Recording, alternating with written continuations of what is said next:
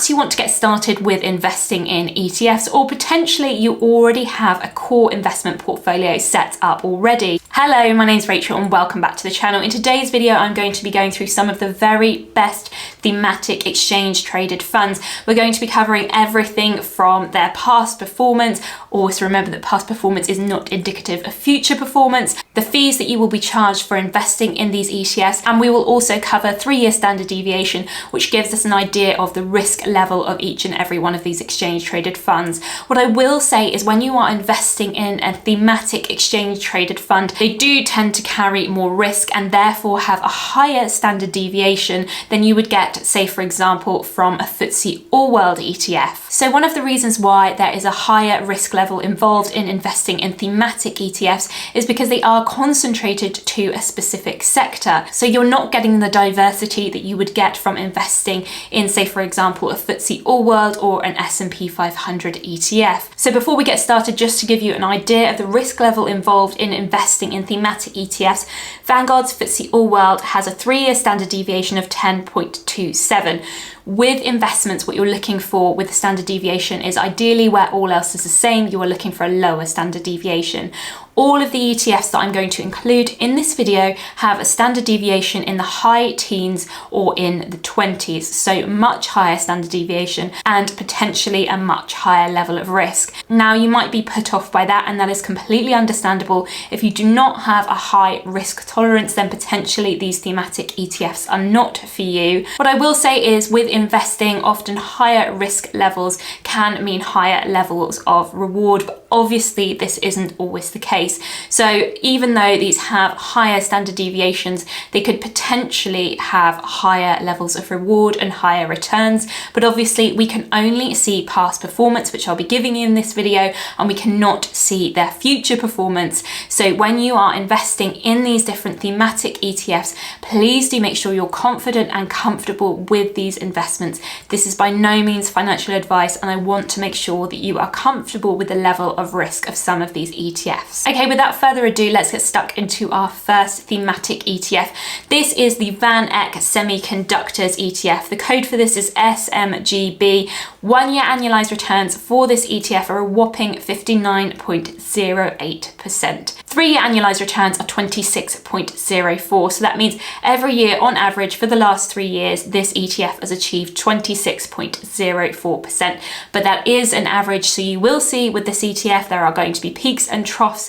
And if you were to ride that out, your average annual return would be just over 26% for the last 3 years. Now, there are no 5-year annualized returns for this ETF simply because it hasn't been established for 5 years. Now, you might be thinking what the VanEck is a semiconductor. A semiconductor is a material used in electrical circuits and components that partially conduct electricity. The ongoing charge for this ETF is 0.35%. 3-year standard deviation is a whopping 27.85. So as I said, if you compare that to the 10.27 that you're seeing with, say for example, Vanguard's FTSE All-World, you can see that the level of risk is much, much higher when you're investing in the VanEck Semiconductors ETF. Within this exchange-traded fund, you only have 25 different holdings, of which the first is Broadcom, the second is Taiwan Semiconductors, and the third is Nvidia. When I read my first investing book around 20 years ago, there was some advice in there that really stuck with me, and it was that you should be investing in things that you understand. Now, I personally do not understand semiconductors in a great amount of detail, but in terms of being able to predict into the future how this semiconductor ETF is going to perform,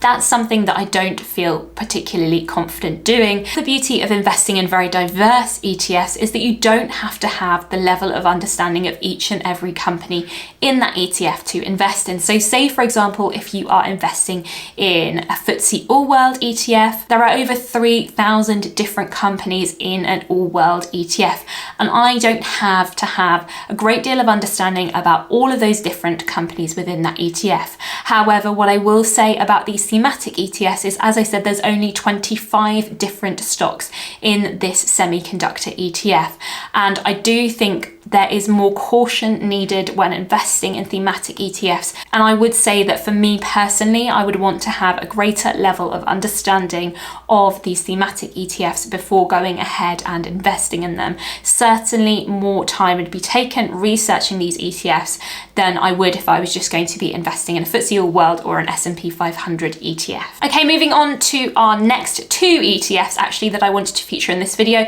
because they are kind of interchangeable. They are very similar ETFs. So this first one that I'm going to talk you through is the iShares S&P 500 Information Technology Sector ETF. This is the IITU ETF. This is currently an investment that I have been holding for a number of years now. It's 1 year annualized returns of 44.78%, 3-year annualized returns are 23.48%, and 5-year annualized returns are 26.67%. The ongoing charge for this ETF is 0.15%, and 3-year standard deviation is 19.33. The number of equity holdings in this ETF are 67, with the top 3 holdings being Microsoft, Apple, and Nvidia. So this is obviously not the S&P 500. This is simply the information technology stocks taken from the S&P 500.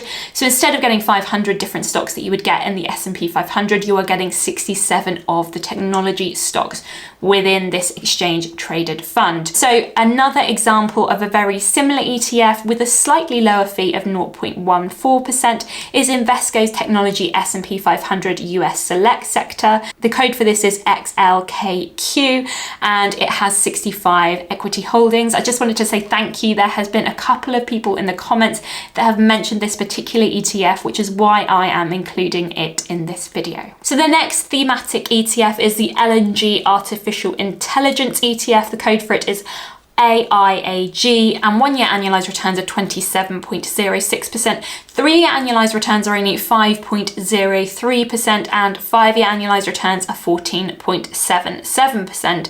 The ongoing charge for this ETF is 0.49%, and 3-year standard deviation is 22.58. The number of equity holdings within this ETF is 57, and the top 3 holdings are Cloudflare, Palo Alto Networks, and Microsoft. So if you're particularly interested or in the know around artificial intelligence, this might be an ETF that is worth considering for you. Okay, so the next ETF is actually an ETC, which stands for Exchange Traded Commodity. So this is a commodity rather than a fund.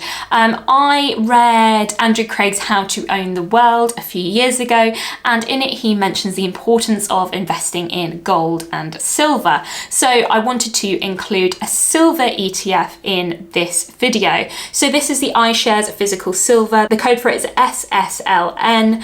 1 year annualized returns are a whopping 29.17, 3-year annualized returns are 6.85, and 5-year annualized returns are 13.69. The ongoing charge for this ETC is 0.2%, and 3-year standard deviation is 22.38. There are alternative silver ETCs that you could look at investing with. For example, Wisdom Tree also has an ETC focused on silver. Okay, just like we saw earlier, you can have information technology stock ETFs that come from the S&P 500, and similarly you can take energy stocks from the S&P 500 as well and have that in an ETF. So this ETF is the iShares S&P 500 Energy Sector. The code for it is IESU, and the 1 year annualized returns are 15.76. 3-year annualized returns are 26.47, 5-year annualized returns are 12.21, and the ongoing charge is 0.15. 3-year standard deviation is 27.61, and the number of equity holdings are 22. Top 3 holdings are ExxonMobil, Chevron, and then ConocoPhillips. Okay, this next ETF is particularly niche, so please do your research before you invest in any of these ETFs. This is the iShares Listed Private Equity ETF, so it's the IPRV. 1 year annualized returns are very strong at 32.14, 3-year annualized returns are 8.93, then 5-year annualized returns are 12.11. The ongoing charge for this is pretty high at 1.08. I personally like to keep my ongoing charges at less than 1%. That's personally something that I have decided to do. Yeah, as I said, this ongoing charge is 1.08%, and 3-year standard deviation is 18.98. There are 69 different holdings within this ETF. The top 3 holdings are 3i Group Ord, Brookfield Corp, and Blackstone Inc. Okay, so moving on now to our next ETF. It is another tech style ETF. It is the First Trust Cloud Computing ETF. The code for it is FSKY. 1-year annualized returns are 27.63. 3 annualized returns are 0. So interesting. 5-year annualized returns are 10.80. Ongoing charge for this ETF is 0.6, and 3-year standard deviation is 22.18. The number of equity holdings within this cloud computing ETF are 62. Top 3 holdings are Oracle Corp, Arista Networks, and Amazon. So you will see with these ETFs that you are going to be getting some crossover with your FTSE All-World ETFs or with an S&P 500 ETF. So obviously you're seeing Amazon in the top 3 holdings of that cloud computing ETF, and you will see Amazon fall quite high up in a FTSE All-World ETF or in an S&P 500 ETF. So that's it for thematic ETFs that I wanted to include in this video. Please do let me know if there are any thematic ETFs that you are invested in that have done particularly well recently. I would love to hear about that. Let me know if there's any ETFs that you think I should have included in this video, because I try to take all of your comments into consideration when making these videos, and where possible, make videos that you like to see. So thank you so very much for taking the time to watch this video, and have a really lovely day. Bye bye.